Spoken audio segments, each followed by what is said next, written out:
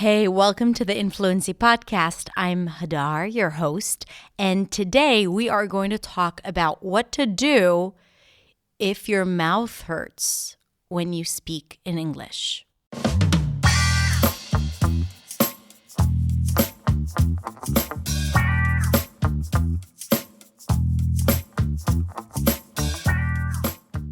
Hey everyone. Thank you so much for tuning in for another episode of the Influency Podcast. As you've heard, we are going to talk about what to do when your mouth hurts. Now, it sounds a little strange, right? Especially for those of you who don't feel like their mouth hurts. So this episode is still for you, and I'm going to tell you why in 1 second, or at least why if you want to feel effortless in English and to sound effortless. But especially for those of you listening who feel physical pain after practicing English, after speaking in English, this episode is definitely for you because we are going to talk about why that happens and how to overcome it. You know, I've had a lot of students complaining about cutting their tongue when they're practicing the TH or really feeling exhausted after a long conversation. Now, you're not supposed to feel exhausted after speaking if it does not happen to you in your first language. If it does, this is something that you should definitely look into. Maybe go to a speech pathologist, maybe take some of the things that we're going to discuss and examine it when it comes to your first language. But generally speaking should not be painful. And if it is in English, then you should do something about it. So in this episode, I'm going to tell you what you can do and give you some practical tips on how you can improve starting from today. Now, before we go into the episode, I want to tell you that if you like this podcast, then consider subscribing if you're not subscribed yet. And also consider sharing it with someone who might need a little bit of help in English. Maybe a friend, maybe a family member, maybe a student, because I think that there is a lot that this podcast has to offer and could be helpful for the journey of others, and they may not know about it. So if you can take a moment and just share it with someone, I would be so incredibly grateful. All right, so let's listen to what to do when your mouth hurts when speaking in English.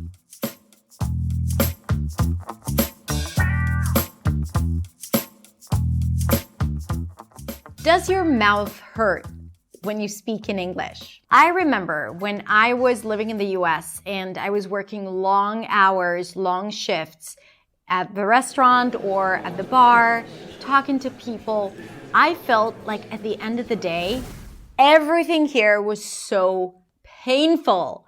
I felt my jaw so tight, my tongue was heavy, my throat was sore. I felt exhausted. I felt my brain was about to explode. And generally, I felt like I have put in so much energy just to speak in English. If this is something that you are experiencing or maybe sometimes experiencing, this episode is for you. But even if you're not experiencing this and you want to learn how you can feel more effortless and casual in English without putting a lot of effort, then you are going to want to stay and stick around here as well. If you are new to my channel, then please allow me to introduce myself. My name is Hadar. I am, as you probably already understood, I'm a non-native speaker of English, even though I'm very passionate about English. I love English. And my job here is to help you speak English with clarity, confidence, and freedom. I have a lot of free resources for you on my website, hadarshemesh.com, totally free. So go check it out and download whatever you need. And you can also find me on Instagram at hadar.accentsway with daily tips and insights about pronunciation, mindset, strategy, and fluency. So come say hi. I'll be waiting for you there. Now, let's talk about what to do when your mouth hurts. So again, what does this look like? It looks like, first of all, feeling exhausted after speaking for 10 minutes or 1 hour. The longer, the more painful it is. You feel like your jaw is really tight. You feel like your tongue is heavy and maybe swollen. Maybe you have cuts and bruises on your tongue. Maybe you feel like your cheeks are hurting, like after you've been smiling for a long time, maybe at a family reunion. Hi, good to see you. Hello, yes, of course I remember you. What's her name? I don't remember her name. Okay, cheese, let's all smile for the camera.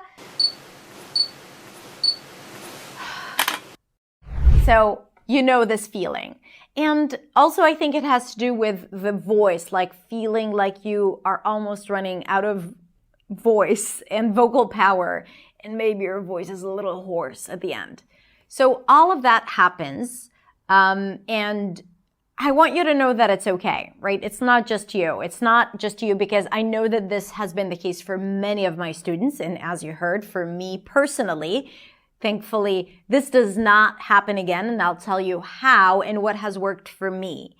But I think that this is something important to understand and why this happens. And also to understand that this is not what we want. When we're so concerned about grammar and vocabulary and definitely pronunciation, when we try so hard to be clear, which is an important part of pronunciation and speaking a second language, but not when you are actually doing the speaking. You don't always want to be so focused on what's happening here. And the reason is because it's going to take up a lot of energy and a lot of effort. And ultimately what happens, and let me explain why, what happens is that you're investing a lot more energy than you need to. First, by focusing on so many different things instead of just like, okay, how do I communicate this thought and allow it to come out and connect with the other person, but also, how you use your muscles to articulate the sounds that you're using. The reason why that happens is A, dealing with a lot of things, B, inefficient pronunciation. Inefficient pronunciation is that you have a perception around how you are supposed to pronounce a certain sound, let's say the TH, right? You know that you need to stick the tongue out. And you have practiced it in a certain way that required you to put in a lot of effort. Right? You're so concentrated on the sound that all your facial organs are taking part in the pronunciation of the TH. Theory, authentic, something, right? And then you use more muscles than you should actually use. Because when it comes to the TH, all you need to do is stick the tongue out and nothing else. Not your lips, not your cheeks, not your throat. You don't want to grab your throat. You just release air. The tongue just happens to be out there. And you don't also have to push it against the upper teeth, right? So that's just one example of how much you can invest so much more tension than needed. I see that with open vowel sounds like ah. Sometimes people invest a lot of energy into pronouncing the ah sound, where in fact it's just drop your jaw. Ah. A lot of times working on your pronunciation is also making sure that you're only using the necessary muscles and not more, even though the result might be the same in terms of the quality of the sound. Ah, ah, right? It's the same sound, but a totally different experience when you're practicing and definitely when you're speaking. Now, if you have a lot of these vowels and consonants when you're speaking, where you invest a lot more energy than needed, of course you're gonna feel like your mouth is burning at the end of the conversation. And of course, you're going to feel exhausted. And this is why it's really important to make sure that your pronunciation is efficient. Another reason is that maybe you invest and hold a lot of tension in your throat, in your shoulders, in your arms, and tension brings tension. So you want to make sure that everything is loose and you haven't developed an unhealthy habit of holding tension when speaking, because that gets into your voice. It affects your voice, into your pronunciation, and into your overall experience speaking. And the result is that you're going to feel tired and your mouth is going to hurt. Now, as I said, this is something that I experienced when I just moved to the US in the first 2 years that I was living there. Definitely, the first year a bit more because I was also more nervous communicating.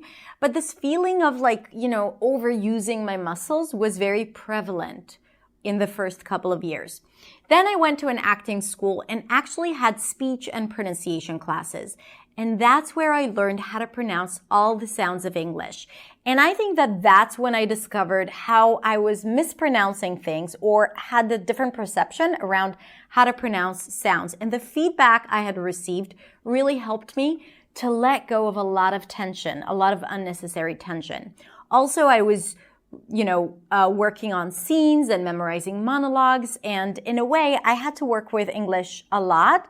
And when I had a lot of tension, it was not serving me, not when it comes to English, but also not in my acting and my ability to connect to my emotions and to understand how to deliver this text in the most natural, authentic way. So I have learned how to pronounce the sounds properly and then lost a lot of the tension that I was holding, but also just the work and the practice on texts has helped me let go of a lot of the tension.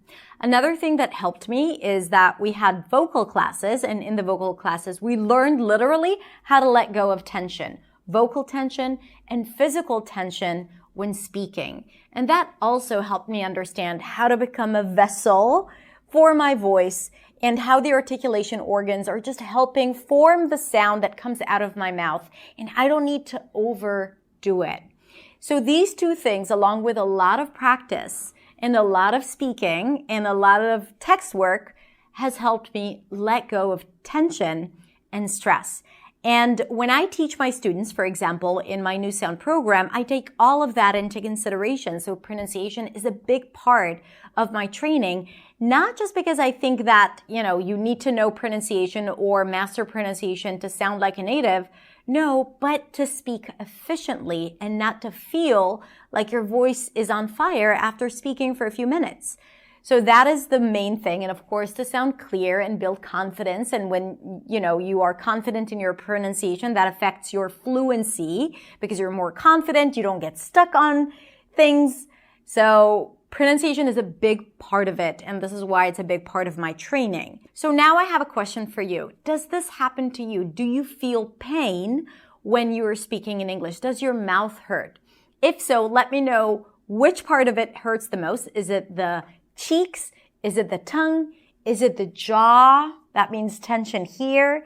Is it just like feeling exhausted after speaking and maybe you can't point exactly where it is? Maybe it's your voice, feeling like your voice is hoarse, like a sore throat, something like that. So I'm very curious to know how that looks like for you. I would love for you to share that in the comments. And also, if you want a training that will help you overcome this challenge, I highly recommend for you to get on the wait list for New Sound because I will teach you how to do that along with reaching limitless fluency and building the confidence, the freedom, and the joy when communicating in English. And I have to tell you that this program and framework has helped over 1,000 students transform their English. So if you're interested in that, get on the wait list. Thank you so much for being here. If you haven't subscribed to my YouTube channel, please do that so we can stay connected, and come say hi on Instagram at hadar.accentsway.